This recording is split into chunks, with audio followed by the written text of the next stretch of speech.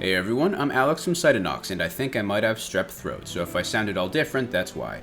A few weeks ago I went over the dungeons of Ocarina of Time and detailed my various praises and woes. Today I have come to do the same thing with regards to the bosses. Given it was the first 3D Zelda game, one might anticipate them being flat or rudimentary, but honestly they weren't all that different from the stuff we see in later Zelda games in a practical sense.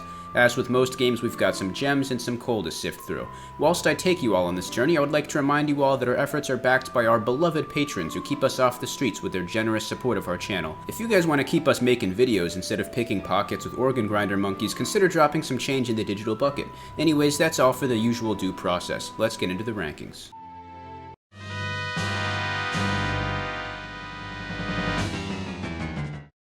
Gather round, everybody. I have a brief little story for you all. One day when I was in 6th grade, my English class assigned me to write my own 3-page font 12 alternate ending to the book The Tale of Despero, about a princess and a mouse who did a thing that I forget. Not important. What is important is that the alternate ending I submitted was a half-a-page font 18 account of the titular mouse joining ISIS, hiding inside a bowl of soup, and then suicide bombing the princess once she had unknowingly swallowed him along with a spoonful of said soup. I was then sent to the counseling office to be interrogated on whether or not I was being groomed by an online terrorist cell. All this hassle, and to think it was because King Dodongo had planted the idea of putting bombs and bellies in my cognition. Unlike the human princess, who was instantly vaporized into gore chunks after a single measly bomb, King Dodongo arbitrarily takes 2 whole bombs before he keels over and bites the dust. I always find it really funny when powerful fictional beings take some set amount of being attacked by the same thing to die. Do you think if we dropped nuclear bombs on Goku over and over, he'd die after warhead number 512 or something? Who could say?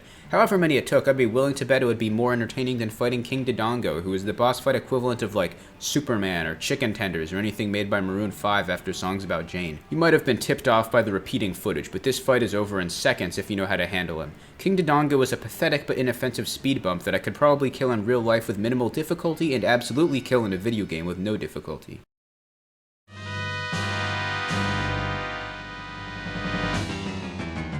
Morpha feels like it was put in the game because somebody paid Nintendo $5,000 on Kickstarter. It is a genuine contestant for least interesting boss design ever.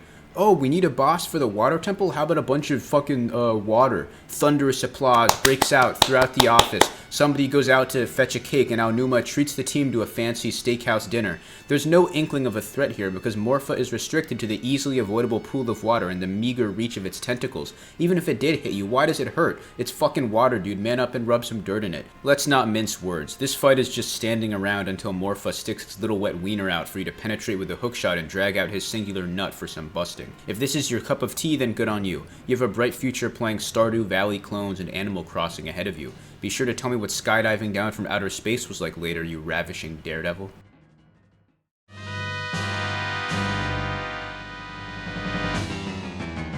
The Zelda series is known for its plethora of mysteries, many of which have been discussed by fans in theory videos and the like. We've all seen questions like the relationship between Hyrule and Termina and the identity of the Toilet Hand, but there's one that doesn't get enough focus. Who the hell was banging Twinrova to make Ganondorf? Is this guy fucking 20 feet tall? Was it some little dude on a ladder? Hell if I know. What I do know is that this fight is massively overrated and not nearly as engaging as people seem to remember. I myself recalled it being pretty rock solid, but upon replaying it I came to find that it was a slog of a waiting game that rivals the fishing minigame. While the first phase is good, it's just a prelude to the real bulky portion. Reflecting enough elemental death beams forces the 2 hags to form into a big hag. This new form, much like Madonna, seems to have delusions of sex appeal based on the suggestive winks she tosses at Link before getting back to killing him. Now you're in for the real fun. You gotta gather 3 consecutive blasts of the same energy type to fire it back in her face, which takes way longer than you'd expect based on that descriptor. In the time it took her to fire 3 fire blasts, I could have finished that Mario Galaxy 2 video we keep promising you guys exists. The gameplay speaks more to my feelings than words ever could. There's no need for me to beat a dead horse.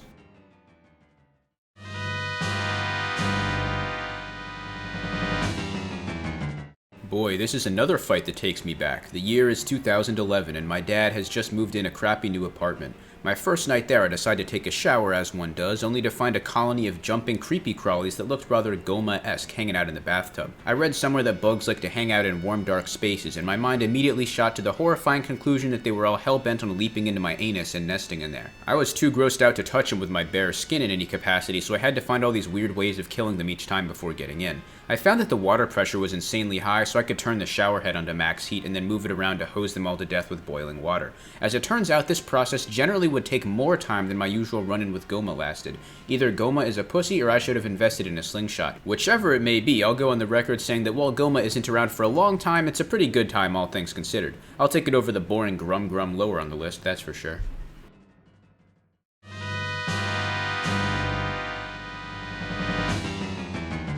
Surprise! You all probably thought I hated this boss based on how I alluded to it in the dungeon ranking video.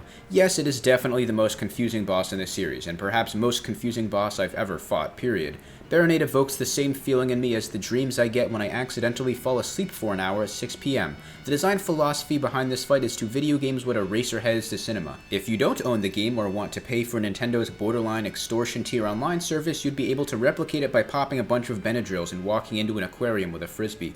Basically, Baronade is a massive mound of flesh and jellyfish that resembles a shaved scrotum. You can hit it with the boomerang, which sometimes works but usually doesn't. When you do bring it to a standstill, attacking the obvious red weak point with your sword electrocutes you and sends you flying backwards. So, what do? Fuck if I know, I just kinda threw random bullshit at it and eventually decided it had enough and shriveled into red chunks. While the design philosophy is hopelessly unclear, sometimes it's fun to be a little confused. As the old saying goes, something, it's about the journey, not the destination. Yeah.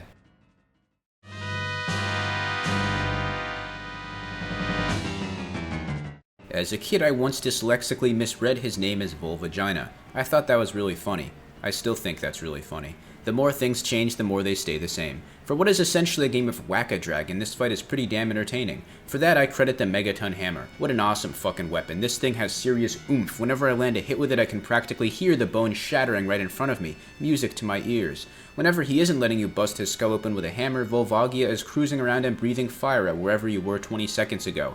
It is, as one might predict, not terribly effective, but it adds to the atmosphere so he can get a pass on that critique. It's still enough to be a threat to Goron, supposedly, which is not much of a credit to their already minimal mental capacities. It must be some hot fucking fire, though, considering Goron's bathe in magma and stuff. That's a good phrase to sum this fight up. Hot fucking fire. I dig it. Good stuff.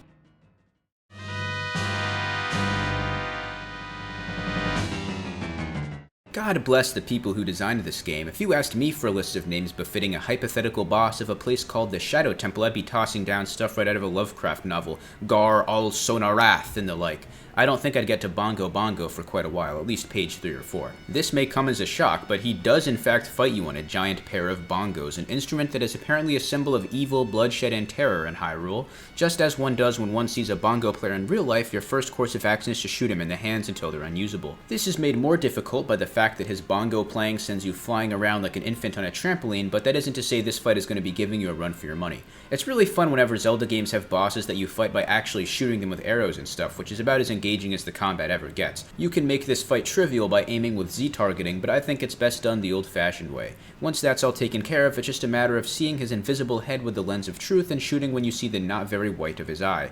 Boasting both fitting dungeon item usage and faster than usual combat, Bongo Bongo is a certified Zelda boss classic.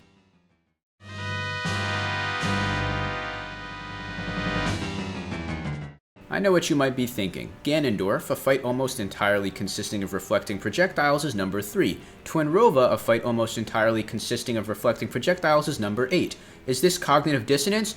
No, far from it. Let's get the obvious out of the way first. Ganondorf is miles cooler than Mommy Dearest. When you walk in on most villains hanging out in their secret chamber, they're usually sitting in a throne brooding or in the midst of operating some world-ending mechanism or apparatus or whatever.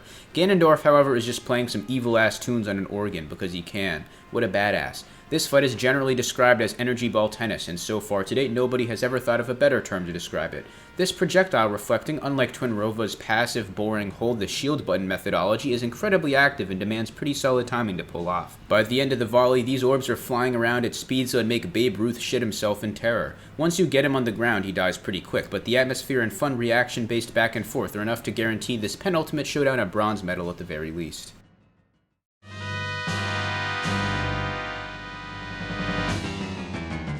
And so it is that Ganondorf is shown up by his own phantom, a tad embarrassing, methinks.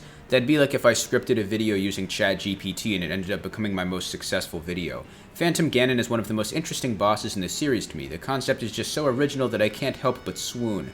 A guy in a painting running at you. Kick ass. You may not all think it, but I'm actually quite a sophisticated appreciator of the arts. I was just downtown in DC visiting the National Gallery this last Thursday, where there was an exhibition of works inspired by Dante's Inferno. My entire mom's side of the family are artists, so I suppose it's in my blood. Phantom Ganon is very interested in spilling this blood of mine, and compared to the rest of his comrades, he's got a better chance at pulling it off than the rest of them. When he's off having his fun inside painting land, your best bet is to just spin around like a drunk and pray you catch a glimpse of him rolling up on you.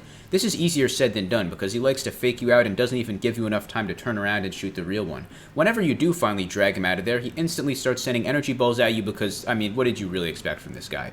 Ganon was a bit of a one-trick pony in the early days, wasn't he? He looks cool as hell and is the only boss who gets special death narration from the big man himself, so it's hard not to single this out as one of the coolest and most memorable fights Ocarina of Time has to offer.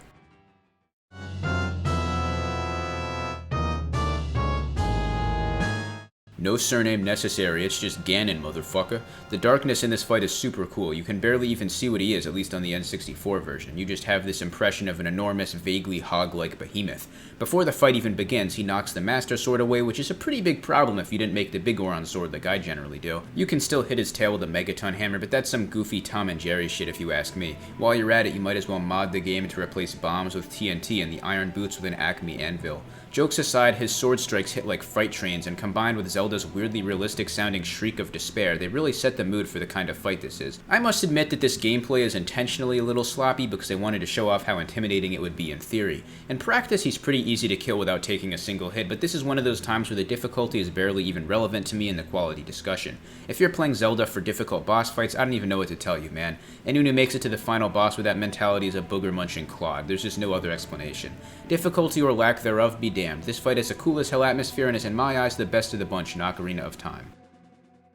Thanks so much for watching, and we hope you enjoyed. With Tears of the Kingdom right around the corner, I've been trying to push the Zelda stuff a bit, love it as I do. This is all leading up to a ranking of the 3D games after I've had time to form a final stance on Tears of the Kingdom, so stay tuned for the big kahuna down the road. As always, we'll continue uploading every Wednesday for your viewing enjoyment. That's all for now. Deuces.